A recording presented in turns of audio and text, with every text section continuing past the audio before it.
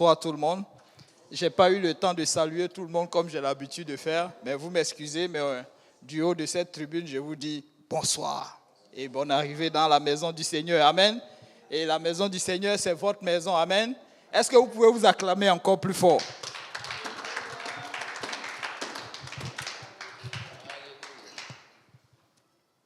Amen. C'est pas facile d'enseigner. Hein? Amen. Souvent, tu sens la direction du Seigneur, mais pour la porter, c'est un peu compliqué. Amen. Parce que vous êtes un beau peuple de Dieu. Amen. Et je sais que le Seigneur veut parler encore à quelqu'un ce soir. Amen. Et j'aimerais poser une question à quelqu'un. Amen. Est-ce que quelqu'un a déjà a déjà fait des vacances? A déjà pris des vacances? Des vacances, oui, planifiées, n'est-ce pas? Des vacances souvent aussi non planifiées. Mais oui. Hein? Ben oui. Il y a des gens qui ont un planning. Amen. Avant d'aller en vacances, ils préparent, bon, tel jour, je vais faire tant, je serai ici, je serai là. Amen. Oui, il y a des gens comme ça, non? Il y a d'autres aussi qui disent, ben, moi, je ne veux pas avoir un planning. Je m'en vais et puis ben, tout ce qui va m'arriver, ça sera mieux parce que je vais décider sur place ce que je veux faire. Ça va m'apporter d'autres adrénaline, ça sera encore... Parce que quand tu vas avec un plan, tu es comme contraint de le faire. Vous savez, les vacances, c'est un peu comme tu relâches un plan et puis tu veux te reposer. Quand tu veux te reposer, tu n'as plus envie d'avoir un plan. Amen. Tu veux seulement dormir jusqu'à l'heure que tu veux. Amen. Et puis te lever, faire ce que tu veux. Amen. Manger comme tu veux, aller où tu veux. Amen. Mais quand tu as un planning, tu es obligé de le respecter. Amen. Alléluia. Aujourd'hui, nous allons parler, n'est-ce pas, d'un sujet. Amen. Juste un instant.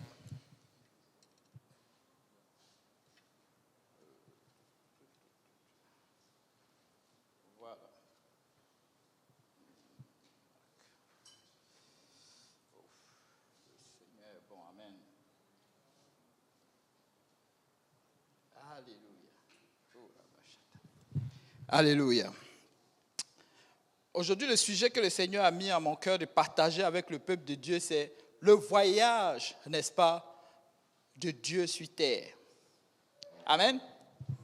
Le voyage de Dieu sur terre. L'objectif de cette leçon ou bien de cet enseignement, c'est d'aller chercher la foi de quelqu'un. Amen. Afin que la main de Dieu puisse agir dans sa vie. Amen. Et nous allons partager une petite écriture. Après cela, maintenant, nous allons entrer dans l'enseignement. Ce qui va nous amener, n'est-ce pas, à aller dans le livre de Marc, chapitre 10, verset 46, n'est-ce pas, qui dit, le verset 46 jusqu'au verset 53. Amen. Alléluia. Ils arrivaient à Jéricho. Et lorsque Jésus en sortit avec ses disciples et une assez grande foule, le fils de Timée, Bartimée, le mendiant aveugle, était assis au bord du chemin. Il a entendu que c'était Jésus de Nazareth et il se mit à crier, « Fils de David, Jésus, aie pitié de moi. » Plusieurs le reprenaient pour le faire taire, mais il criait beaucoup plus fort, « Fils de David, aie pitié de moi. » Jésus s'arrêta et dit, « Appelez-le. » Ils l'appelèrent, l'aveugle, en lui disant, « Prends courage, lève-toi, il t'appelle. » L'aveugle jeta son manteau et se levant d'un bond, vint vers Jésus.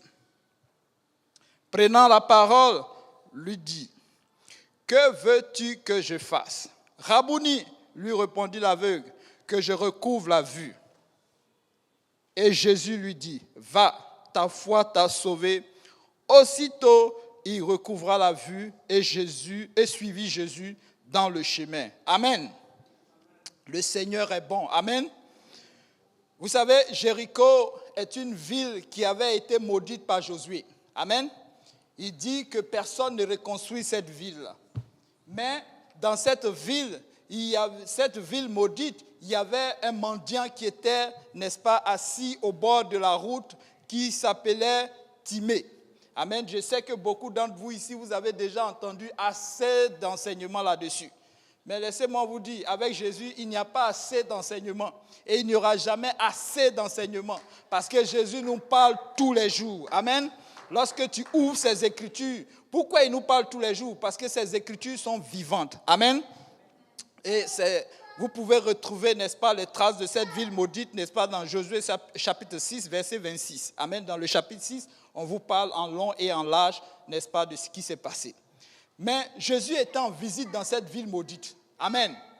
Une ville maudite depuis des siècles. Mais Jésus était en visite.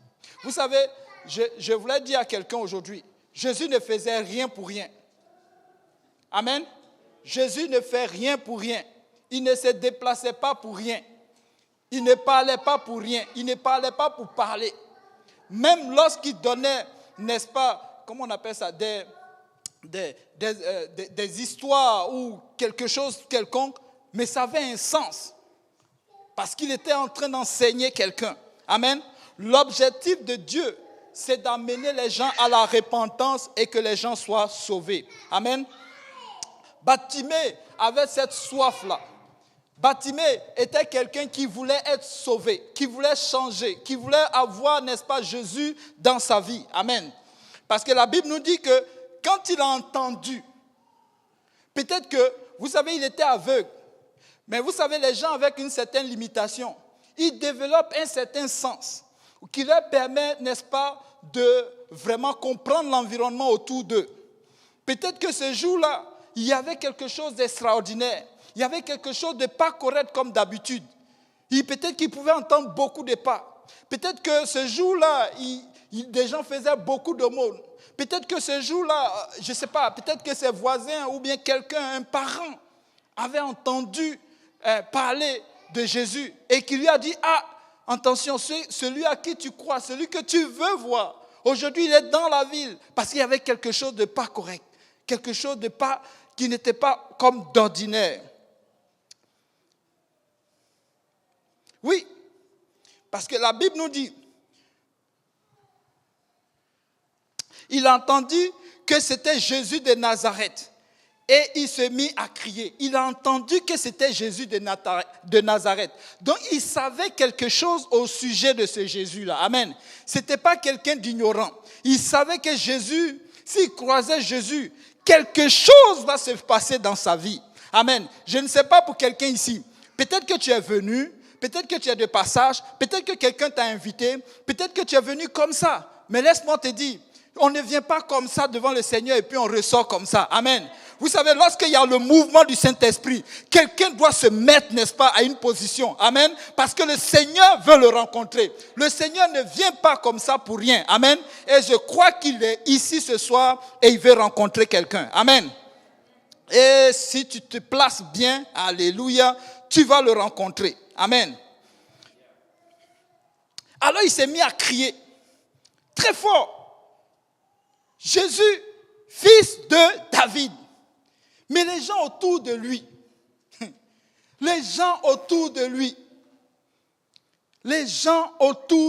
est-ce que quelqu'un peut dire à son ami, son frère à côté, les gens autour, hey, les gens autour, vous savez, les gens autour, ils peuvent être d'une bonne compagnie, mais très souvent, ils peuvent être aussi d'une lourdeur spirituelle pas possible. Amen. Parce que vous savez, lorsqu'on vient à l'église, ce n'est pas tout le monde qui est porté par le Saint-Esprit. Il y a des gens qui sont encore à la traîne. Il y a des gens aussi que leur esprit est ouvert. Il y a des gens aussi qui sont venus juste comme ça. Amen. Et lorsque tu t'assois, lorsque tu viens et que ton cœur n'est pas à la bonne place, très souvent tu peux être noyé par quoi? Par les gens autour de toi. Par les racontars. Un jour, je disais à quelqu'un, elle me disait, ah, je viens d'arriver dans l'église et ceci et cela. Je dis, oui, c'est une bonne chose. C'est très bien. Et la première parole que le Seigneur m'a inspiré de dire à cette personne, si tu es venu pour croiser le Seigneur, tu vas le rencontrer. Mais si tu es venu pour croiser les choses du monde, alors là aussi, tu vas croiser. Amen. Alléluia. Alors, il s'est mis à crier. Et les gens, n'est-ce pas, autour de lui, n'est-ce pas, se mettaient à étouffer sa voix. Ils lui ont dit, quoi? Oui. Il s'est mis à crier plus fort. Aie pitié. Au verset 48, il dit, plusieurs le reprenaient et il lui disait, tais-toi. Vous savez, lorsque tu arrives à l'église et que quelqu'un est dans une dévotion, laisse-le. S'il se met à crier, il se met à sauter, il se met à danser, peut-être que pour toi c'est une folie, mais laisse-moi te dire que lui, peut-être qu'il est en train de chercher quelque chose. Amen. Peut-être qu'il cherche une délivrance. Peut-être qu'il cherche à impressionner, pas forcément toi, mais peut-être qu'il cherche à impressionner son Dieu. Amen. Souvent, il va falloir que tu cries plus fort. Parfois, il va falloir que tu élèves la voix plus fort pour que le Seigneur t'entende. Vous savez quoi? Ça me fait près de 10 ou 15 ans dans l'église. J'ai vu des gens prier, crier. Mais le lendemain, ils sont rentrés dans une autre dimension de ce qu'ils voulaient. Pas possible. Les choses ont changé en leur faveur. Parfois, on t'enseigne que pour atteindre le Seigneur, prie doucement. Moi, je viens du catholique. À l'époque, et tout devait être silencieux. Peut-être que certains ont eu leur délivrance là-bas. Mais pour moi, c'est peut-être que ça me prend que j'écris. C'est pas pour rien le Seigneur m'a envoyé ici. Parce qu'ici, on crie. Amen. Alléluia. Qu'il y ait des gens, qu'il n'y ait personne. Mais tu dois crier parfois. Tu dois crier. Parce que, vous savez, le monde des ténèbres cherche à étouffer nos voix. Parce que souvent, quand tu rentres dans le combat spirituel, il faut que tu t'exprimes. Il faut que tu rappelles à Dieu, n'est-ce pas, ses lois. Amen. Et cela, ça te prend de parler. Vous savez, même si la miséricorde de Dieu est tellement immense, et tellement, je ne sais pas moi, tellement doux, tellement amour, tellement puissant, mais parfois, ça va te prendre que tu parles pour pouvoir avoir cette miséricorde-là dans toi. Amen. Pour pouvoir avoir cette faveur-là. Il faut que tu parles. Mais quand tu parles, il ne faut pas parler avec des mots juste pour distraire, mais il faut parler avec sincérité. Il faut parler vraiment à ta situation. Il faut vraiment parler au Seigneur. Ce monsieur attendait de toutes ses forces, n'est-ce pas, le Seigneur. Et il se disait, un jour, s'il passe ici, quelque chose va se passer pour moi. Amen. Il était dans une attente. Peut-être que la personne, les gens autour de toi ne sont pas dans une attente. Mais toi, tu es dans une attente. Donc, tu dois te démarquer. Amen. Nous devons nous démarquer. Et il criait. C'est pourquoi, vous savez, la prière est puissante. La prière est puissante. La prière va changer l'intérieur de quelqu'un. Amen. La mendicité, c'était peut-être, n'est-ce pas, la définition, n'est-ce pas, de Bartimée. La mendicité, c'était peut-être son gagne-pain. Amen. C'est peut-être cette mendicité qui faisait qu'il dormait au chaud. Parce que quand il collectait un peu d'argent, ça pouvait lui permettre, n'est-ce pas, de se payer un loyer. Et peut-être même de se protéger de la pluie.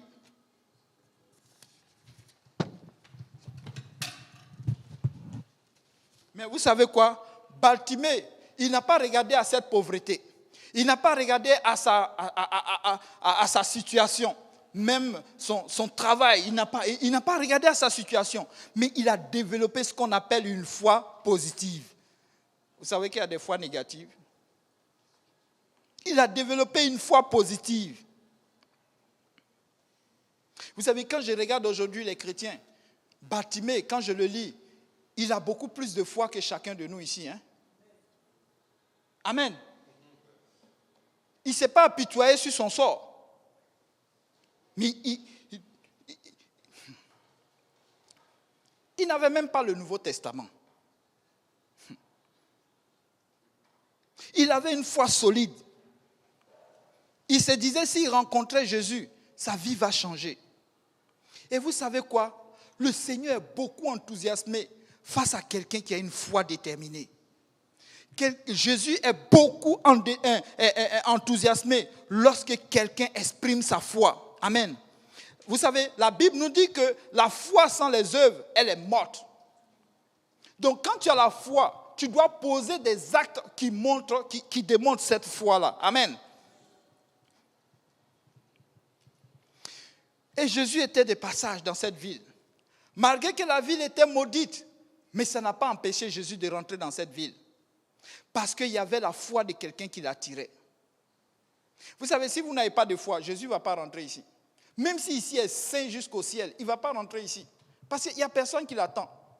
En fait, ce qui attire Jésus, c'est la foi. La foi de qui? Pas du bâtiment, pas les murs, mais la foi d'une âme. C'est pourquoi le business de Jésus, ça se trouve dans les âmes. Ça se trouve dans tout ce que tu fais pour attirer une âme, n'est-ce pas, au Seigneur. La Bible nous dit de rechercher le royaume des cieux premièrement et tout le reste vous seront donnés. Amen. Donc le premier objectif d'un chrétien ou bien d'un être, c'est de chercher quoi? Ce qui plaît au Seigneur. Et je vous dis, c'est le business des âmes. Quand vous êtes dans le business des âmes, vous n'allez jamais vous ennuyer dans l'église. Nous sommes combien de personnes sur la terre? 8 milliards? On avait dit 8 milliards. Ça fait combien d'âmes? Beaucoup d'âmes en titi, comme le disent les Québécois. Amen. Donc on n'a pas le temps. On n'a vraiment pas le temps. Chaque jour, il y a combien de personnes qui meurent? On ne sait pas. Combien de personnes qui naissent? On ne sait pas. Combien de jeunes qui prennent de mauvaises décisions? De jeunes hommes comme de jeunes filles? On ne sait pas. Mais quelqu'un, la foi de quelqu'un avait attiré Jésus.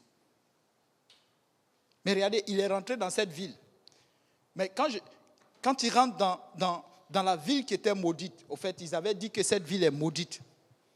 Mais Jésus est allé là-bas quand même. Vous savez, celui qui a déclaré cela, c'est Josué. Mais c'est Dieu qui lui a donné l'ordre. Il dit, ce que tu lis sur la terre sera lié dans les cieux. Il a peut-être maudit la terre, il a peut-être maudit, n'est-ce pas, la ville, mais il n'a pas maudit les êtres humains. Souvent, certaines personnes se regardent et puis disent, je suis maudit. Non, tu perds ton temps. Ça n'impressionne personne. Jésus-Christ était là et il regardait. Est-ce que vous savez que Jésus est là actuellement? Et il regarde. Et il attend la foi de quelqu'un. Ta vie peut changer aujourd'hui. Le miracle que tu attends peut se passer aujourd'hui là. Tu peux sortir ici, peut-être que tu ne le vois pas. Mais laisse-moi te dire, tout commence d'abord dans le spirituel. Les délivrances commencent d'abord dans le spirituel, avant de voir le matériel, n'est-ce pas, que l'œil nu maintenant pourra voir, n'est-ce pas, les choses matérielles, n'est-ce pas, prendre forme. Amen. Donc d'abord le spirituel. Donc tu peux déjà commencer déjà à avoir ta délivrance aujourd'hui. Amen. Parce que Jésus est dans cette place.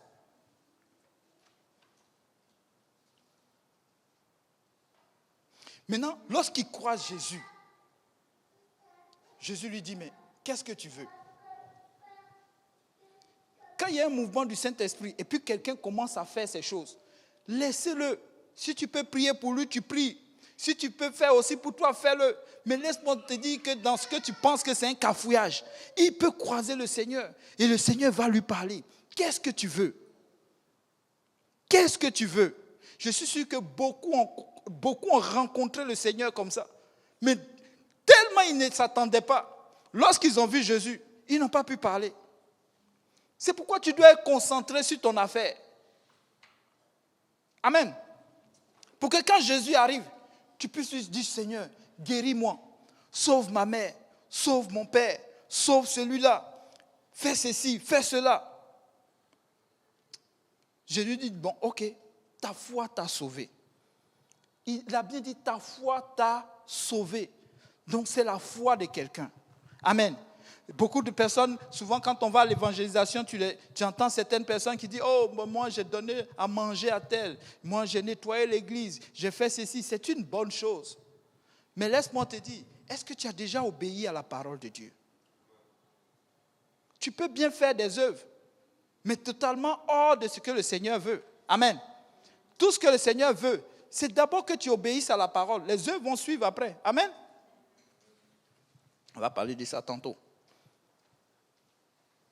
Vous savez, lorsque le Seigneur Jésus-Christ nous lave, Il ne veut plus que nous retournions encore à la ville maudite. Amen. Il ne veut plus qu'on retourne à notre état initial, là où on était. Peut-être on était de gros pécheurs. Peut-être qu'on était des gens qui, n'est-ce pas, faisaient des choses qui n'étaient pas correctes.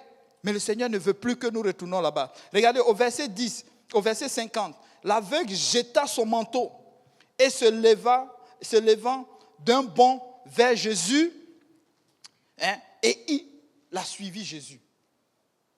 Amen. Il n'est pas resté là à son état.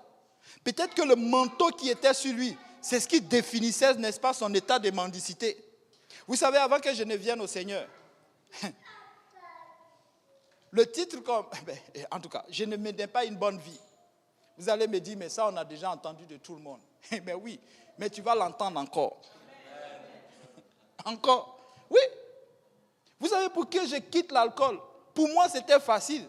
Je me disais, bon, je vais arrêter de boire l'alcool. Mais je te dis, je retournais tout le temps à la même place. Parfois, je suis là et puis je me dis, mais j'avais pris la décision de ne plus boire. Mais je retournais. De mes propres forces, je n'y pouvais pas. Mais laissez-moi vous dire, un jour, j'étais allé chercher du travail et j'ai vu une jeune femme. Waouh! Vous savez ce qui m'a attiré? Son habillement. Je disais, mais comment une femme aussi simple peut se retrouver dans une telle ville et puis moi, je ne la connais pas? En fait, l'objectif du micro... Mais il n'y avait pas de maquillage. Il n'y avait pas de, comment on appelle ça, les mèches. Une robe simple. Bien, en tout cas. Je disais, mais waouh! Vous savez, le Seigneur sait nous attirer. Hein? Peut-être que pour d'autres, c'est un repas qui les a changés. Amen. J'ai vu ça, je disais, mais waouh! Je disais, bon, ok. Et c'était un travail que je partais chercher. Mon objectif de travail allait finir là. En fait, je ne voyais plus la galère. Mais bon, à un moment donné, il faut revenir à la réalité. Donc, je suis allé au travail. Je vais m'asseoir. Les gens donnent les papiers d'entrevue et tout ceci. Quelques instants, je vois la personne que j'avais vue dehors. Elle aussi, elle était allée chercher du travail. Dans la même entreprise. Elle était assise à côté de moi. J'ai dit, du coup, mes mots sont finis.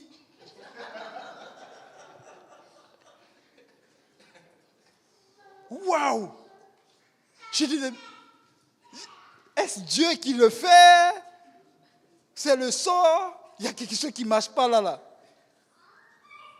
Je n'ai même pas pu dire un mot. Je suis sorti de là. Je suis rentré chez moi. Quelques jours après, on m'appelle pour le travail. Je vais au travail, j'arrive là-bas. Parmi les 4 sélectionnés de tout ce monde, elle est dedans. Dans la même entreprise. Et c'est mon collègue. On nous a mis 2-2. Et elle...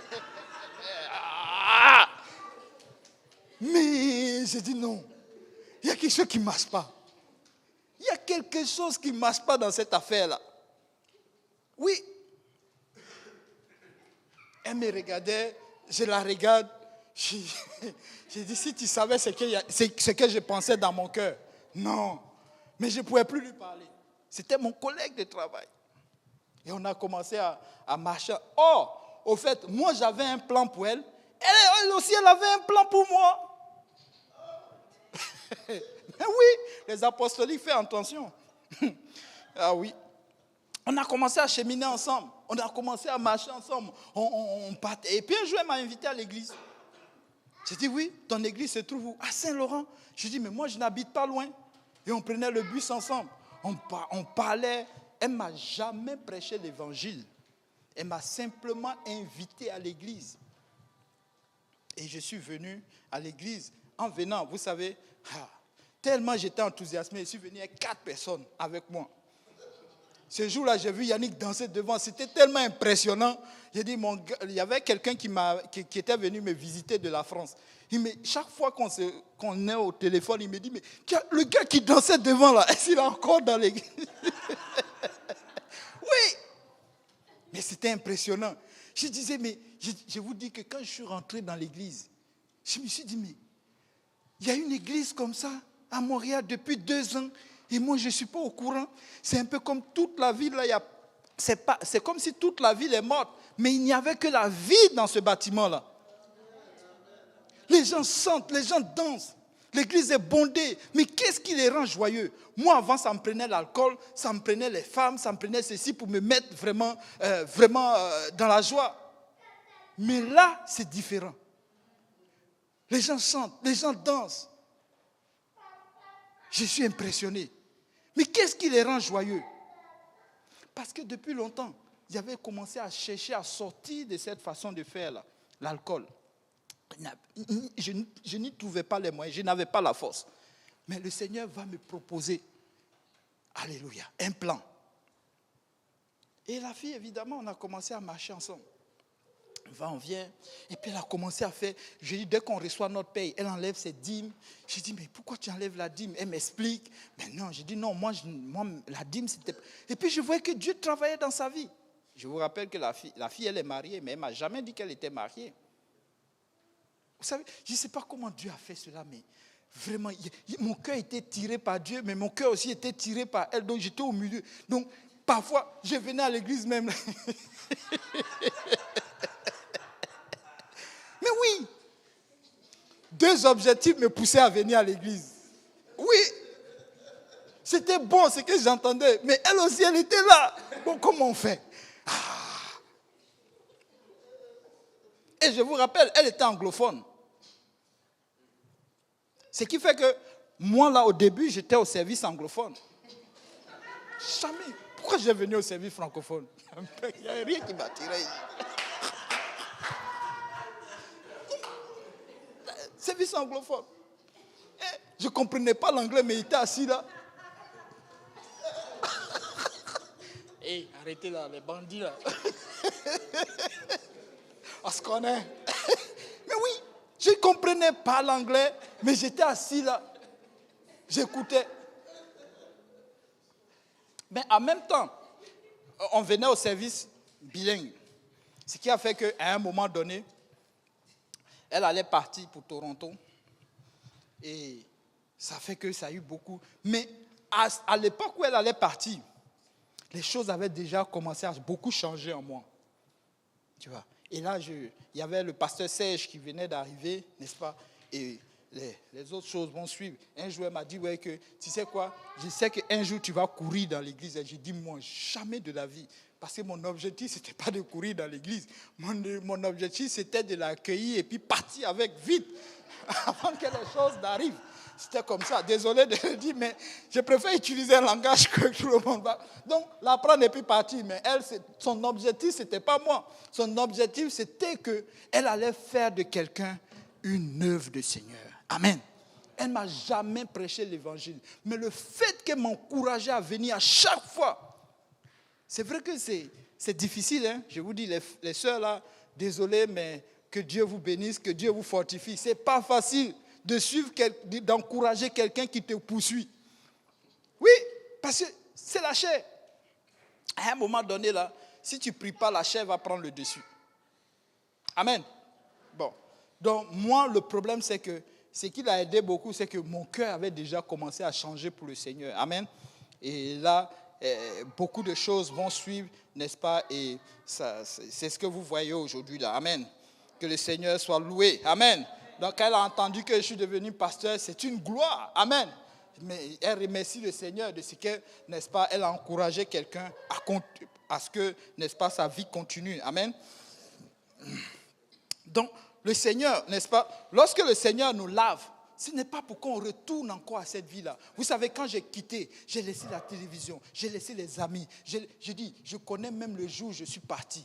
Le 5 septembre 2011, j'ai quitté à 5 heures du matin. Je vous dis que la dernière bière, je l'ai bu à 4 heures du matin. J'étais en train de dire au revoir à mes amis. Ils ne me croyaient pas. La Bible dans la main gauche et la bière dans l'autre.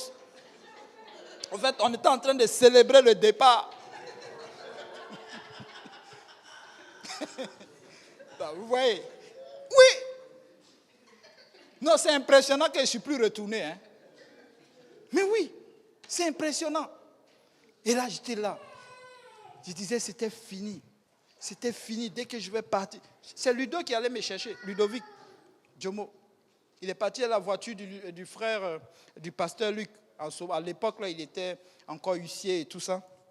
Il est venu avec la petite voiture verte. Là. J'ai ramassé tout ce que j'avais comme le peu que je pouvais, puisque j'allais habiter avec Ludo. Et on a mis dans la voiture et on est parti. Et à partir de ce jour-là, j'ai commencé à compter. 1 jour sans alcool. 2 jours sans alcool. 1 semaine sans alcool. 3 semaines sans les femmes. Et j'ai commencé à compter comme ça jusqu'au jour d'aujourd'hui. Ça fait près de 10 ans que je n'ai pas regardé encore derrière. Ça va prendre que tu te décides. La miséricorde de Dieu est disponible, mais ça va prendre que tu te décides. Les combats spirituels, c'est bien que tu cries, tu frappes le sol, que tu te lamentes, mais ça va prendre que tu te décides. Vous savez, la cigarette, l'alcool, ce n'est pas quelqu'un qui te met dans la bouche et puis il t'appuie les poumons pour que tu puisses fumer. Mais c'est toi qui décides. Donc ça va prendre que tu te décides. Cet aveugle, il s'est décidé. Vous savez quoi? Il a jeté son manteau qui l'identifiait à la mendicité. J'ai jeté tout. Même Yannick parlait des pointinines. Vous savez, on avait de ces chaussures, de ces habits qu'on partait en... Parce que ça prenait ça. Si tu n'as pas ces habits-là, tu n'es pas... tu n'es pas dans... On partait. Il dit, sur le mettre à la rue Pile. Bon, laissez tomber. Les seuls bars qu'on n'allait pas, c'était les bars espagnols. Comment on appelle ça? Latino, là. Parce qu'ils étaient trop violents. Vous savez, même quand tu bois là, mais tu vois clair. Amen. Même quand tu es fou, tu vois clair. Amen. Là-bas, ils étaient trop violents. Parce que tu ne sais pas sur quelle fille tu vas tomber, la vérité. Là, tu peux être là et puis la situation dégénère là et puis bon. Donc, nous, on ne s'occupait pas de ça. Sinon,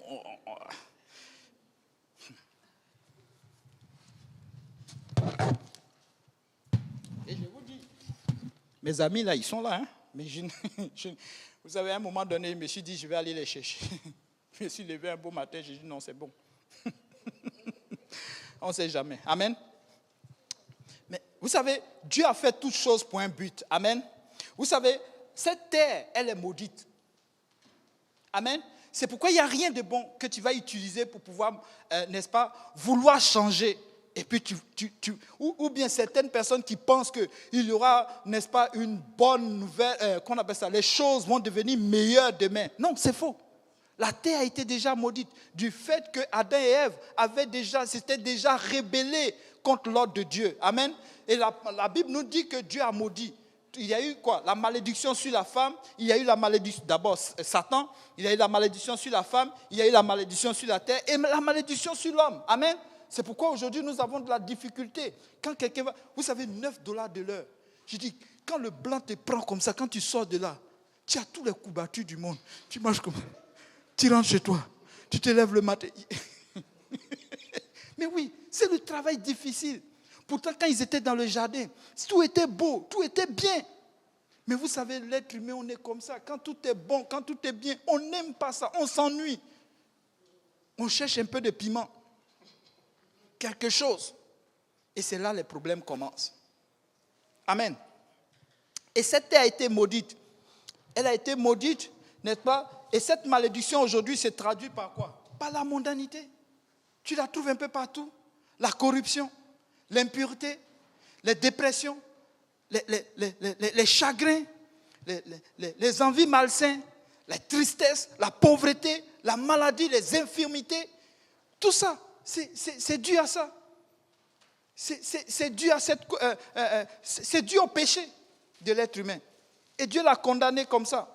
Et certains hommes, au cours de l'histoire de l'être humain, aujourd'hui, même depuis longtemps, s'efforcent de changer les choses. Tels que les philosophes, les scientifiques, ils essayent d'améliorer, ou même des religieux. Mais ça ne marche pas. On revient toujours à la case de départ. Les preuves, vous les voyez. En moins de 5 ans, il y a eu combien de tsunamis, de tremblements de terre? Même ici au Québec, il y en a. Amen. Les guerres, là, oublions même. Il y a même des guerres, même on ne sait même plus. Qui dit que ça va devenir meilleur? Non. Certains religieux vous disent aux gens que non, on va revenir sur cette terre, la terre va être bien. Les chiens et les lions ne vont plus manger. Non, c'est faux. C'est faux. C'est faux.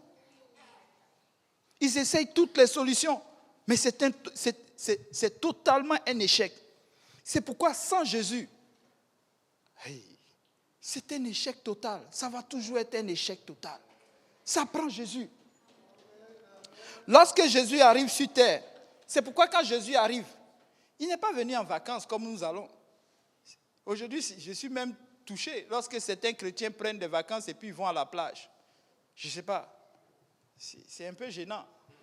Allez voir les femmes déshabillées, je ne sais pas, c'est quel genre de spiritualité tu développes? Non. Jésus, quand il a pris ses vacances, il n'était pas de tout repos. Il avait une vie chronométrée. C'est pourquoi les gens qui lui voulaient du mal, ou bien avaient certaines choses envers lui, ils ne pouvaient pas. Parce que tout était écrit. Il marchait selon ça. Amen. Il était venu pour un objectif. Il n'est pas venu pour faire le plaisir. Dans Matthieu chapitre 11, versets 4 à 5. Matthieu chapitre 11, versets 4 à 5.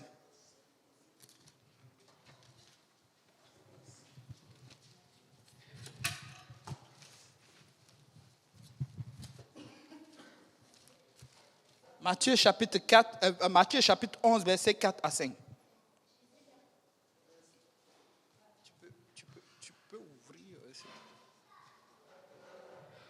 Non. Ah.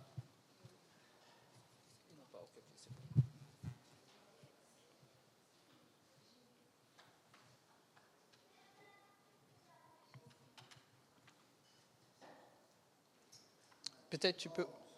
Matthieu 11, versets 4 à 5. Tu as ouvert ton micro.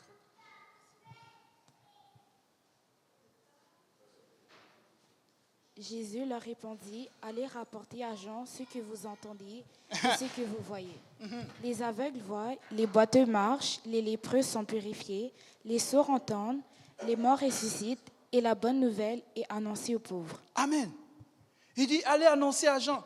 Jean était triste dans son truc. Il s'est demandé, mais est-ce que c'est celui qu'on devait attendre, celui qu'on a parlé, est-ce que c'est vraiment lui? Lorsque ses disciples sont venus voir Jésus, il dit, va leur dire ce que vous voyez. Il ne leur a même pas dit ce qui s'est passé, mais il leur a dit, allez dire ce que vous voyez. Donc il devait aller témoigner. Jésus était venu. Des malades ont commencé à être guéris. Amen. Des boiteux, des lépreux, des morts ressuscitent. Amen. Mais ce n'est pas ce qui a été déjà dit, n'est-ce pas, dans le livre d'Ésaïe? Donc il avait un plan. Il avait un plan. Il n'était pas venu pour les balles poussières. Il n'était pas venu, n'est-ce pas, pour aller en boîte de nuit. Il n'était pas venu pour, n'est-ce pas, s'asseoir avec des mondains, manger, s'empiffrer et puis rester là. Malgré qu'il passait du temps avec certains. Mais chaque fois qu'il passait, c'était peut-être un enseignement. Partout où il passait, c'était une opportunité pour lui, n'est-ce pas, de donner, n'est-ce pas, un enseignement sur le salut. Amen. Jésus est venu pour nous donner le plan pour sortir de ce monde. Pas pour, n'est-ce pas, lutter contre des adversaires mondains. Non, pour sortir de ce monde. Sortir d'une vie de péché. Vous savez, c'est pourquoi, quelle que soit la malédiction, n'est-ce pas, ou la maladie, ou la mort, rien ne peut résister avec un Jésus qui est élevé. Amen. Tu peux dire, je suis maudit pendant des siècles. Tu peux dire, dans ma famille, des gens ont élevé des autels dans ma vie. J'ai fait ceci. Vous savez, la ville était maudite depuis des siècles. Mais Jésus est venu tout simplement sortir un être humain de là-bas. Peut-être que lui ne voyait pas. Il ne savait pas comment faire. Il pouvait jeter son manteau tout simplement et puis partir. Mais, vous savez, tout se fait spirituellement. Jésus est venu lui montrer le plan. Amen. Donc, quelles que soient les générations de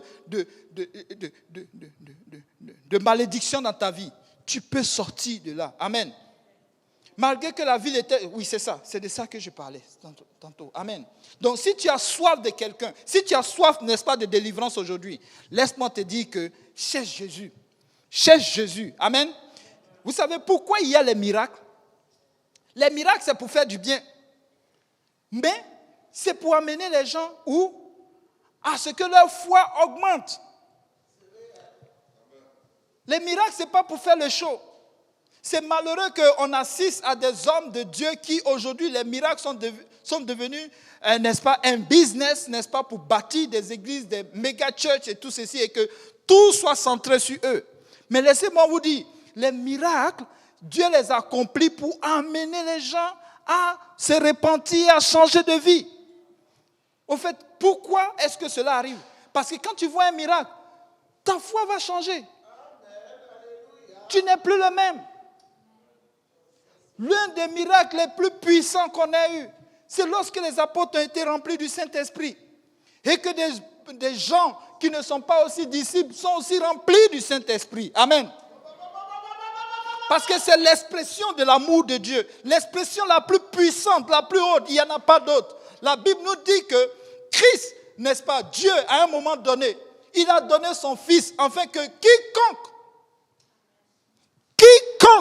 aucun sacrifice, le seul sacrifice que Dieu te demande, est-ce que tu crois? C'est pourquoi ça doit suivre avec les œuvres. Quelqu'un m'a dit non, l'action est mise sur croire. J'ai dit, mais quand tu crois, tu fais quoi? Il dit, mais non, l'action est mise sur croire. On est resté là pendant 1 heure en train de...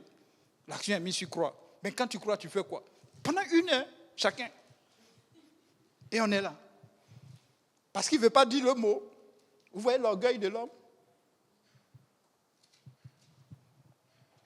Mais Marc chapitre 16, verset 16 nous dit quoi? Quand tu crois, celui qui croit, celui qui croit, celui qui croit,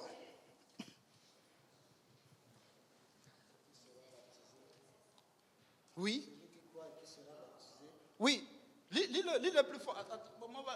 La soeur va lire encore plus fort dans le micro. Lis fort.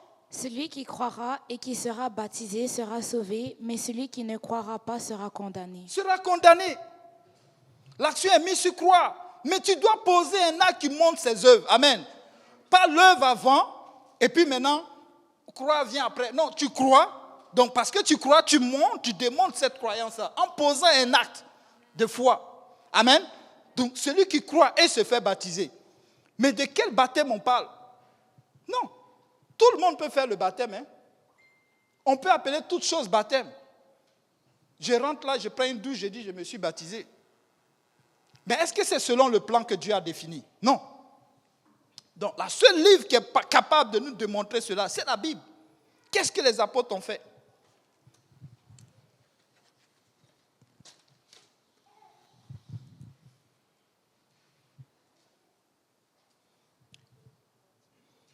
« 1 Corinthiens 15, versets 1 à 2.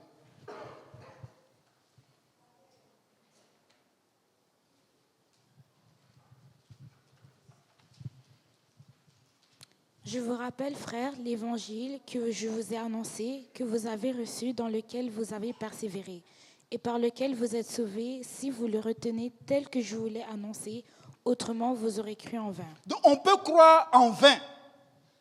Amen. Est-ce qu'on peut croire en vain? Oui, ce verset nous dit que nous pouvons croire en vain. Amen. Donc, on nous parle de l'évangile. La Bible nous dit, vous voyez dans l'autre verset dont, n'est-ce pas, le Seigneur a envoyé, n'est-ce pas, les apôtres de Jean, allaient lui dire, il lui parlait, n'est-ce pas, les boiteux marchent et l'évangile est prêché. Mais Jésus nous explique c'est quoi l'évangile. Dans qu'on appelle ça? Jean chapitre 3, verset 1 à 7. 8. Allons-y avec ça.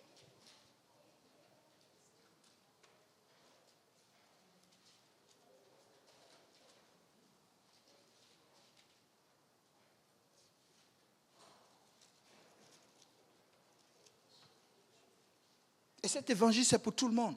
C'est pourquoi le Seigneur a dit, allez faire de toutes les nations des disciples. Amen. Il dit, allez faire de toutes les nations des disciples. Est-ce qu'il y a une nation qui n'est pas représentée ici? Je pense, peut-être il y a quelques-uns. Mais nous tous ici, nous venons d'une nation. Amen. Dans Matthieu chapitre 28, verset 19, il dit, allez faire de toutes les nations des disciples, les baptisant au nom du Père, du Fils et du Saint-Esprit et enseignez-leur. Amen. Jésus dit quoi? Jean chapitre 3, verset 1. Commence au verset 1. Mais il y eut un homme d'entre les pharisiens nommé Nicodème, un chef des Juifs, qui vint lui auprès de Jésus de nuit et lui dit, Rabbi, nous savons que tu es un docteur venu de Dieu, car personne ne peut faire ces miracles que tu fais si Dieu n'est avec lui. Jésus lui répondit, en vérité, je te le dis, si un homme ne naît de nouveau, il ne peut voir le royaume de Dieu. Nicodème lui dit, comment un homme peut-il naître quand il est vieux? Peut-il rentrer dans le sein de sa mère et naître? Jésus répondit, en vérité, je te le dis, si un homme ne naît d'eau et d'esprit, il ne peut entrer dans le royaume de Dieu. Amen. Arrête-toi un peu, ma soeur. Donc, le gars, lui, est un docteur de la loi. Nicodème, c'est un docteur de la loi. Au fait, il croyait en Dieu. Donc, il vient voir Jésus de nuit. Et puis, il lui dit que, n'est-ce pas, tu fais beaucoup de miracles. Parce que tu fais les miracles, tu viens de Dieu. Voici un premier problème de nous, les humains. Quand on voit quelqu'un en train de faire certains miracles, ou bien les miracles s'accomplissent par son ministère, on dit, oh, ça vient de Dieu. Mais vous savez quoi? Il y a des sorciers qui font des miracles. Il y a des enchanteurs qui font des choses extraordinaires. Vous croyez que c'est faux? Allez voir au Bénin. Ils te font des affaires avec une paille là et puis ça marche tout seul. Ça, c'est un miracle. Est-ce pourtant que c'est de Dieu? Est-ce pourtant que c'est de Jésus? Mais oui, au temps de Jésus, il y avait des gens qui faisaient, on parlait de Simon le magicien. Amen. Oui, il faisait aussi des miracles. Mais lorsqu'il voit, n'est-ce pas, les apôtres prier pour que les gens reçoivent le Saint-Esprit, il leur dit quoi? Je vais vous donner de l'argent pour que je reçoive ce que vous avez fait aussi. Je veux le recevoir aussi. Vous savez, les choses de Dieu, on ne donne pas de l'argent pour ça. On ne paye pas pour recevoir le Saint-Esprit. C'est gratuit. C'est pourquoi aujourd'hui, celui qui décide, il peut le recevoir. C'est gratuit. Le Seigneur donne gratuitement. C'est un don. Amen. Il dit, si quelqu'un ne...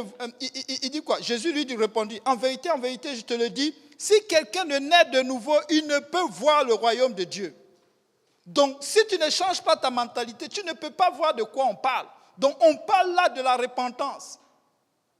Donc, il faut que ta mentalité change. Il faut que ta façon de réfléchir change. Il faut que ta façon de voir les choses change. N'oublions pas que nous avons affaire à un rabbin. Quelqu'un qui parle, n'est-ce pas, de l'Ancien Testament. Il explique aux Juifs. Parce qu'on parle de qui? Nicodème, un chef des Juifs. Mais à lui qui explique la parole de Dieu, le Seigneur, dès qu'il vient, il rencontre le Seigneur, il parle de miracles, mais le Seigneur identifie directement ce qu'il a besoin. Peut-être que si tu es assis là aujourd'hui, si l'orgueil, tu le laisses tomber, peut-être que le Seigneur est en train de parler. Amen. Peut-être que le Seigneur est en train de te parler. Souvent, on va s'appuyer sur nos connaissances. Souvent, on va s'appuyer sur les choses que nous avons avant. Souvent, tu entends certaines personnes dans mon église, dans mon ceci. Mais le Seigneur n'a jamais parlé, n'est-ce pas, d'une religion. Amen. Le Seigneur ne connaît pas les histoires des catholiques, pentecôtistes, machin et autres. Le Seigneur voit une chose. Une seule église. Celui qui obéit à la parole. Amen. Le Seigneur parle de celui qui obéit à la parole. C'est pourquoi lorsqu'il arrive, il n'est pas impressionné par le titre de Nicodème. Il dit, si tu n'es d'eau et d'esprit, ton affaire de Dieu que tu es en train de faire là, ça va rester sur terre. Mais naître d'eau et d'esprit, c'est quoi? Tout simplement, si tu crois et tu te fais baptiser au nom de Jésus, tu seras sauvé. Donc le baptême d'eau au nom de Jésus-Christ, pour le pardon de tes péchés. Donc si tu n'es pas baptisé au nom de Jésus-Christ, tes péchés sont encore sur toi. C'est pourquoi lorsque je suis venu et qu'on a commencé à me prêcher, avant j'étais comme, non mais à l'église catholique, mais lorsque j'ai commencé à prier, lorsque je reçois le Saint-Esprit, lorsque l'Esprit commence à me parler, je dis, mais les choses ne sont pas comme ça. Dieu ouvre mon esprit pour que je vois. Amen. Et là, qu'est-ce qui arrive? Mais le baptême d'eau est important. Souvent, quand Dieu ne te conduit pas, tu peux passer, je passais sur ces versets-là, j'allais, je venais. Mais lorsque tu commences à rentrer en profondeur, tu commences à voir qu'au fait, le baptême, ce n'est pas n'importe quoi qu'on appelle baptême dont parle le Seigneur. Amen. Les apôtres ont baptisé du fait du baptême d'eau au nom de Jésus-Christ pour le pardon des péchés des gens. Mais si les apôtres le font comme ça, pourquoi pour moi au nom du Père, du Fils et du Saint-Esprit? Et je regarde dans la Bible, il n'y a personne qui est baptisé au nom du Père, du Fils et du Saint-Esprit. Là, il y a un problème. Mais au fait, ça prend un nom. Le baptême, parce qu'il parle de nouvelle naissance. De façon naturelle, nous pouvons l'expliquer. Lorsqu'un enfant naît, on lui donne un nom.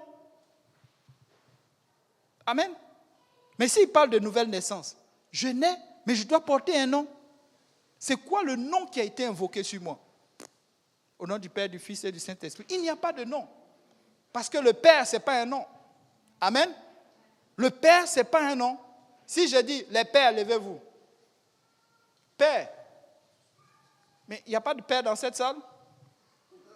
Les pères, levez-vous. Qui est père dans cette salle? Qui est père? Tu es père? Non, tu peux te lever. Celui qui est père, qu'il se lève. Mais pourquoi tu te lèves? Parce que tu es père. Amen. Mais pourquoi tu as pris le titre de père? Parce que tu as enfanté un enfant. Amen. Maintenant, si je dis les fils, levez-vous. Nous tous, nous allons nous lever. Amen. Parce que nous sommes fils de quelqu'un. Même si la personne est décédée, nous venons de quelqu'un. Celui qui dit qu'il est descendu du ciel, je vais lui lancer le micro là tout de suite. Parce que c'est un menteur, il ne va pas aller au ciel. Il est né d'un père, il est né d'une mère. Amen. Maintenant, si on dit Saint-Esprit, bon, est-ce que Saint-Esprit c'est un nom? Ce n'est pas un nom. Donc, ce sont des titres. Mais en tant que père, est-ce que je suis pasteur? Oui. En tant que père, est-ce que je travaille à l'hôpital? Oui. En tant que père, est-ce que je suis époux? Oui. Mais moi seul, je joue tous ces rôles-là. Amen. Mais je suis aussi fils. Je joue aussi le rôle de fils. Est-ce que ça fait de moi une différente personne? Si moi je peux le faire, est-ce que Dieu n'est pas capable de le faire? Dieu est capable de remplir tous les rôles. Au fait, il joue le rôle de père lorsqu'il est dans la création. Lorsqu'il crée. Lorsqu'il commence lorsque la Bible nous dit qu'il a créé le ciel et la terre. Lorsqu'il crée l'espace. Lorsqu'il crée le temps. Lorsqu'il crée, n'est-ce pas, la matière. Il est le père. Mais lorsqu'il vient en rédempteur, lorsqu'il vient pour sauver, amen, il est fils. Amen. Il vient pour verser le sang. Il vient pour donner, n'est-ce pas, un plan. Il est fils. Mais lorsqu'il vient en tant que rédempteur, il vient en tant que consolateur. Parce que si nous n'avons pas le Saint-Esprit, ça va être difficile pour nous de lutter contre le péché. Je vous ai dit, c'était compliqué pour moi. Je n'arrivais même pas à sortir, n'est-ce pas, de ce qu'on appelle cet alcoolisme. Pour moi, je n'étais pas alcoolique. Je n'étais pas comme ceux qui dorment dans la rue. Mais à chaque fois, il fallait que j'aille boire un peu. Oui, mais il n'y avait pas de différence entre moi et puis eux. Il a fallu que le Saint-Esprit entre me donner la force. Il a fallu que ma foi soit dans ce que le Seigneur était en train de dire. Amen. Donc, le Saint-Esprit, c'est lui qui vient te donner la force. Le Saint-Esprit, n'est-ce pas, c'est lui qui t'ouvre les Écritures. C'est un enseignant, c'est un conseiller. C'est quelqu'un qui donne la force. Il vient pour lutter, n'est-ce pas, certaines choses que tu n'es pas capable. Il vient pour t'instruire, pour te guider. C'est pourquoi tu dois être rempli du Saint-Esprit. La fois dernière, j'enseignais et puis je disais, mais c'est vrai, parfois quand tu vas dans les petits détails, la Bible nous parle. Tu peux voir les apôtres, n'est-ce pas? On vient leur dire que certaines régions n'ont pas encore reçu le Saint-Esprit. Mais à leur époque, ils n'avaient pas de voiture. Mais les gars peuvent te taper 150 km, 130 km. Pourquoi? Pour que les gens reçoivent le Saint-Esprit. Ça, il faut être fou si ce n'est pas vraiment important. À pied. Comme tu quittes ici pour aller à Trois-Rivières, pour que quelqu'un reçoive le Saint-Esprit et tu reviens encore. Non. Pourtant, il y a certaines personnes qui sont juste à Dorval, là, tu leur dis, je vais passer à la voiture, te chercher pour venir à l'église. Ils disent non, c'est trop loin. 15 minutes en voiture, c'est trop. C'est parce que c'est important. Et il priait pour les gens. Et les gens recevaient le Saint-Esprit. Et la seule façon qu'on voyait, c'était l'évidence lorsque les gens parlaient en d'autres langues. Amen. La Bible explique. Actes, on va finir avec ça. Actes chapitre 19, versets 1 à 5.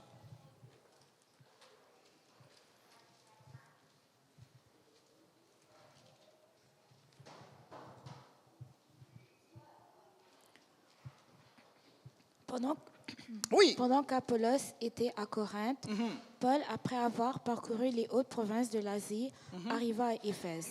Ayant rencontré quelques disciples, il leur dit, Avez-vous reçu le Saint-Esprit quand vous avez cru? Ils lui répondirent, Nous n'avons même pas entendu dire qu'il y a un Saint-Esprit. Il dit, De quel baptême avez-vous donc été baptisés? Et ils répondirent, Du baptême de Jean. Oui. Alors Paul dit, Jean a baptisé du baptême de repentance, disant au peuple de croire en celui qui venait après lui, c'est-à-dire en Jésus. Sur ces paroles, ils furent baptisés au nom du Seigneur Jésus. Amen. Donc vous voyez, et c'est Paul, il rencontre des disciples, des gens qui disent qu'ils faisaient les affaires de Dieu. Ils croyaient en Dieu. Mais quand Paul disait que tu peux croire en vain, c'est la vérité. Il croyait en Dieu, mais il ne savait pas que les choses avaient changé. Lorsqu'il les croise, il dit, avez-vous reçu le Saint-Esprit quand vous avez cru? Il dit, on n'a même pas encore entendu parler du Saint-Esprit. Et c'était normal. Si tu n'as pas reçu l'enseignement, comment est-ce que tu peux croire? Amen. Si tu reçois aussi un autre enseignement, comment est-ce que tu peux arriver à croire ce que le Seigneur est en train de dire? Le Seigneur est en train d'enseigner. L'enseignement est puissant. Il dit, si vous avez avez-vous reçu le Saint-Esprit quand vous avez cru? Il lui répondit, on n'a même pas entendu parler du Saint-Esprit. Il leur dit, de quel baptême? Alors en ce moment, ils questionnent leur baptême. Donc ils avaient fait un quelconque baptême. Le baptême de Jean. Le baptême de Jean était bon à l'époque de Jean. Mais Jean a dit à ses disciples, il dit, moi je vous baptise d'eau. Mais celui qui vient, il va vous baptiser de quoi? Du Saint-Esprit. Donc, lui, son baptême, c'était bien, mais c'était pour un temps. Mais celui qui est arrivé, son baptême est supérieur pour lui. Lui-même, il disait que lui, il croisse et que celui qui est arrivé, il croisse.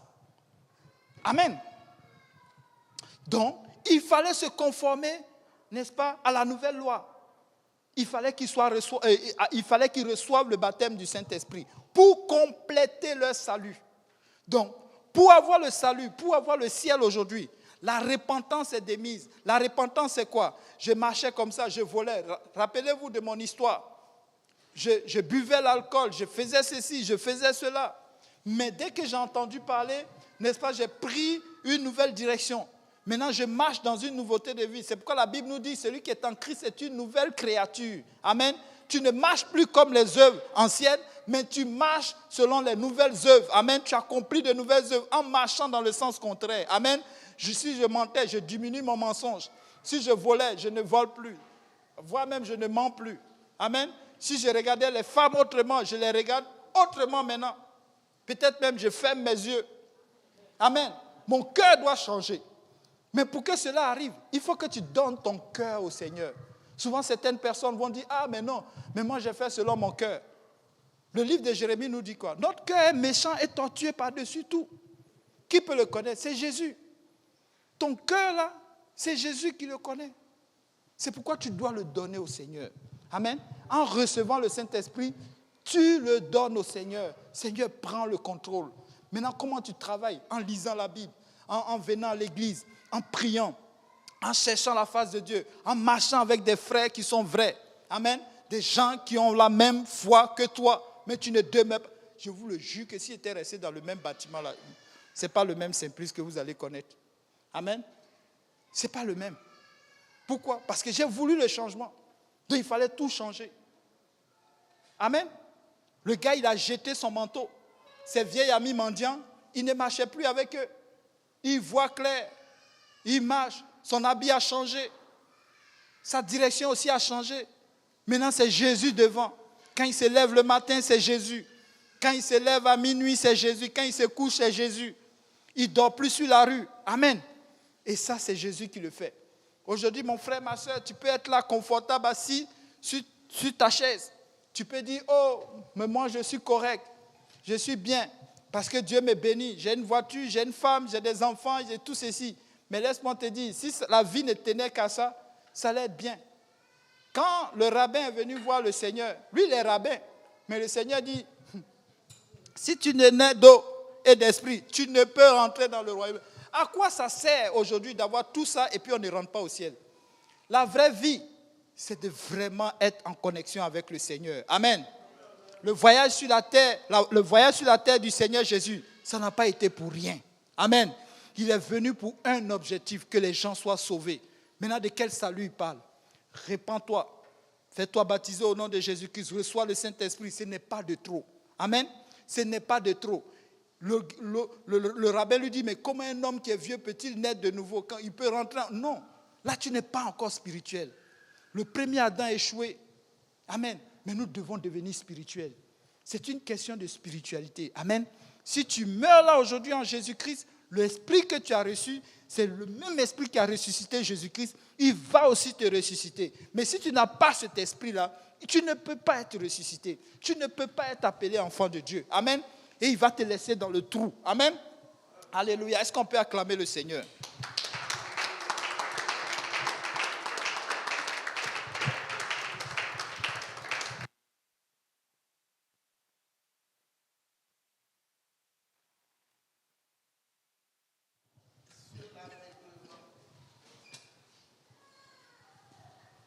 Alléluia. C'est la période des questions. Oui, l'aveuglement là, et des bâtiments, Oui. est-ce que moi, j'essaie, dans ma pensée, il y a deux sortes d'aveuglement. Tu peux avoir deux yeux et puis t'aveugles parce que tu ne comprends pas. Est-ce que c'est cet aveuglement, il y en a, ou bien si il était né d'aveugle? C'est ça, je veux savoir.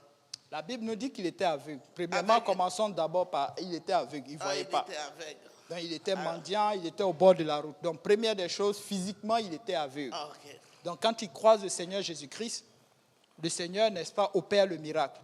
Mais aussi, il y a être aveugle spirituellement. Ça aussi, c'est une vérité. Lorsque tu ne comprends pas les Écritures, tu es aveugle spirituellement. On a pris le cas de le rabbin. Malgré que c'était un docteur de la loi, mais il était aveugle spirituellement. Lorsque le Seigneur Jésus-Christ lui dit que, et même la réponse du Seigneur Jésus-Christ, il dit, mais tu es docteur de la loi et tu ne comprends pas ces choses-là. Vous voyez? Donc il y a un niveau que tu dois arriver. Amen. C'est vrai que tu prends les Écritures, tu comprends les Écritures peut-être, mais tu dois arriver à un autre niveau de spiritualité. Amen. Donc ça prend que tu aies le Saint-Esprit et que tu opères cette délivrance-là.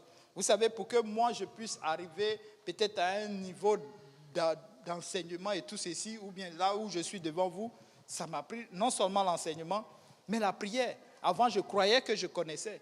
Mais lorsqu'au fur et à mesure que j'ai commencé à prier, à venir à l'église, Dieu a commencé à opérer certaines choses dans ma vie. Amen.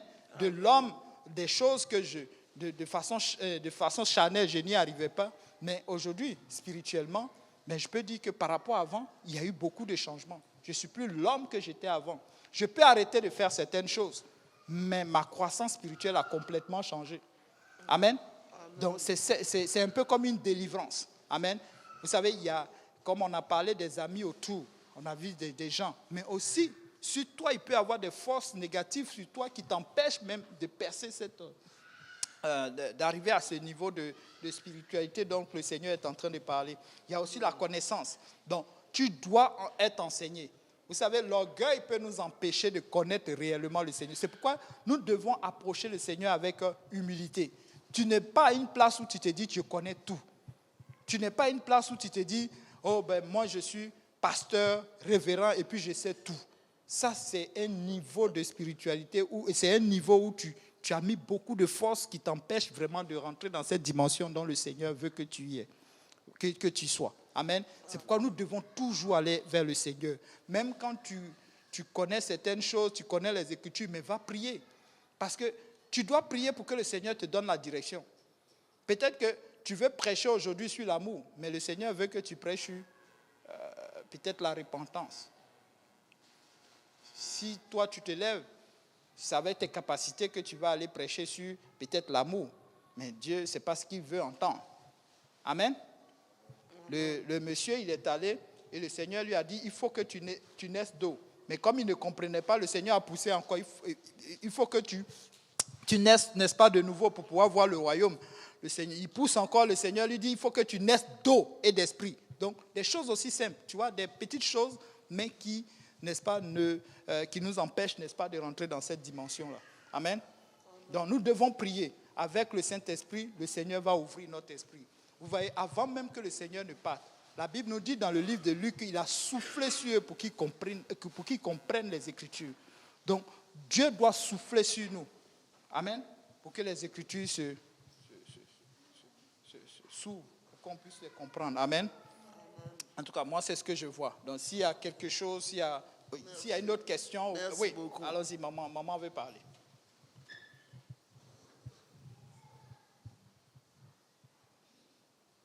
Oui, vas-y, maman.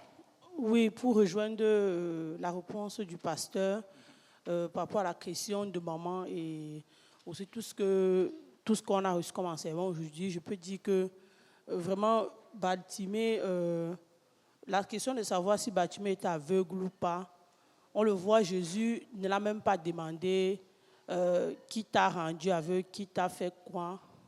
C'est la foi de Bartimée vraiment qui était important ici, parce qu'il a cru. Et il a cru vraiment. Et quand on voit tous les autres miracles de Jésus et autres, c'est vraiment la foi qui a marché.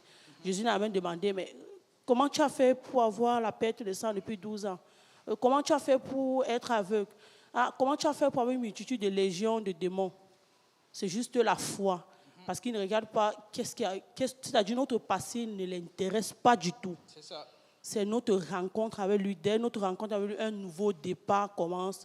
Et les portes sont ouvertes. Amen. C'est juste la foi. Amen. Et il insiste, le mot croire, c'est vraiment, genre, tu peux dire, je veux le bonbon. Tu peux dire ça sans quand il insiste, il dit, que veux-tu? Il savait hier ce que le gars veut, mais quand il dit, que veux-tu? Il veut voir, est-ce que tu sais ce que tu veux?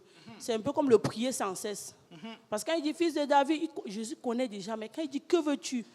Il insiste, est-ce que tu crois vraiment que tu veux ça? Et comme on dit, le pasteur a dit, vraiment croire là, c'est obéir aux œuvres de Dieu. Parce qu'une fois quand tu le fais, tu entres en connexion avec lui et le reste change. Peu importe d'où tu viens, peu importe les barrières, c'est un détail. Mais il insiste, j'ai prié sans cesse. Allez-y plus en profondeur pour voir si on croit. Amen. Parce que pour croire vraiment, il faut obéir à sa parole. Comme il a dit que le baptême, qu'il a repentance, le baptême, et on reçoit le Saint-Esprit. Après, tout le reste suit. Amen. Donc vraiment, l'essentiel, c'est de croire et d'obéir à sa parole. Amen. Amen. Je vais ajouter un peu à ce que maman a dit. Vous savez, la fois dernière, j'ai enseigné, je ne sais pas si c'est ici ou bien à Hochelaga, sur, n'est-ce pas, on parlait de deux, le mauvais, le larron ou quoi, à la croix avec Jésus. Les deux bandits à la croix avec Jésus. Amen. Vous vous rappelez? Voilà. Lorsque Jésus a été crucifié, voilà, il y a eu deux gars qu'on a envoyés à la croix avec lui. Amen. Un était à sa gauche, l'autre était à sa droite. Amen. Pendant que les autres l'insultaient. Mais il y a un autre qui s'est fait différent. Amen. Il lui a dit, mais Seigneur, il a dit à l'autre bandit, il dit, mais celui-ci qu'on condamne avec nous, lui, il n'a rien fait, il est innocent. Mais nous avons fait quelque chose. Tu n'as pas... Tu sais, une manière de le reprendre. Il reprend son ami. Et c'est ce que le Seigneur veut que nous fassions. Lorsque quelqu'un est dans l'erreur, il faut le reprendre. Amen. On le reprend. Il reprend l'autre larron. Il dit, mais lui au moins, mais nous avons fait quelque chose qui est mal. Et nous méritons notre châtiment. Mais l'autre, lui, n'a rien fait. Mais il se tourne vers Jésus et puis il lui dit, souviens-toi de moi quand tu vas revenir. Mais le Seigneur lui dit quoi? Est-ce que le Seigneur s'est souvenu de tout ce qu'il a fait par le passé? Peut-être qu'il était un tueur. Peut-être qu'il était ceci. Mais la seule chose qu'il a vue, c'est la foi de la personne. Et il lui a dit quoi? Aujourd'hui avec moi, tu seras dans le paradis.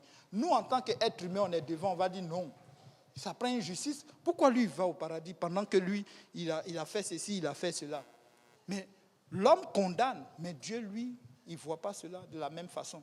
Amen. Lui, il voit la foi. Tout ce qu'il cherchait chez Caïn, si vous voyez, quand il a tué Abel, lorsque le Seigneur arrive, il fait quoi? Il dit, où est ton frère Abel? Il lui donne l'opportunité de se repentir. Vous savez, le temps que le Seigneur a créé, le temps que le Seigneur nous donne, c'est pour que nous nous repentons. Amen. Le temps que Dieu a créé, c'est pour la repentance. Amen. Il n'a pas demandé, oh non, j'ai fait ceci, j'ai fait cela, j'ai des années de viol, j'ai des années de tueur, je suis un tueur. Non. Souvent, les bandits vivent plus longtemps que ceux-mêmes qui sont saints. Mais pourquoi le Seigneur fait ceci? C'est pour la repentance. Amen. Pour que quelqu'un, quand il va aller en enfer, il ne dise pas que le Seigneur n'est pas venu me chercher. Amen. Aujourd'hui, on a des pasteurs qui prêchent dans les prisons. Des gens se répandent de leurs péchés, ils sont baptisés, remplis du Saint-Esprit. Vous savez, quand le Seigneur est allé à la croix, je pense qu'il a attiré ces deux larrons-là avec lui. Et lorsqu'il est allé à la croix, il lui a dit, est-ce que vous voulez vraiment aller en enfer? Vous avez l'opportunité encore de le saisir. C'est pourquoi Dieu ne fait rien pour rien. Il dit sur un lit ou bien dans une maison, un sera pris, l'autre va rester. Et là, il est en train de s'adresser à l'église. Et je crois que ces deux larrons-là, ils étaient vraiment chrétiens. Il y avait une opportunité de se repentir. Quand il dit chrétien, il dit qu'il connaissait la parole. Amen. Tout comme nous aujourd'hui, on a l'opportunité de se repentir, de changer de vie. Amen. Donc, la spiritualité, tu peux être aveugle, mais aujourd'hui, le Seigneur te donne l'opportunité d'enlever cet aveuglement. Est-ce que tu vas le saisir? Amen. C'est pourquoi nous venons à l'église. Nous insistons. Nous suivons les études bibliques. Tu peux être aveugle depuis ta naissance. Mais aujourd'hui, les gens préfèrent, n'est-ce pas, les guérisons spectaculaires. Ils préfèrent les guérisons de la chair que les guérisons spirituelles. Amen.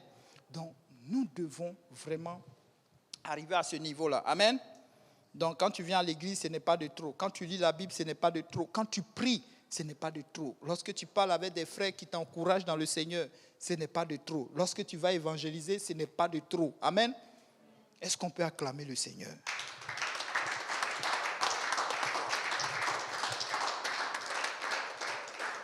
Est-ce qu'on peut s'élever, n'est-ce pas, dans cette présence? Alléluia. Donc, tout ce qui n'a pas été correct, le pasteur Yannick va conclure. Amen. N'est-ce pas? Il va redresser comme il peut. Amen. Mais je pense que le Seigneur va faire les choses. Amen. Est-ce qu'on peut l'acclamer encore plus fort? Alléluia, alléluia. Gloire au Seigneur Jésus. Alléluia, Seigneur.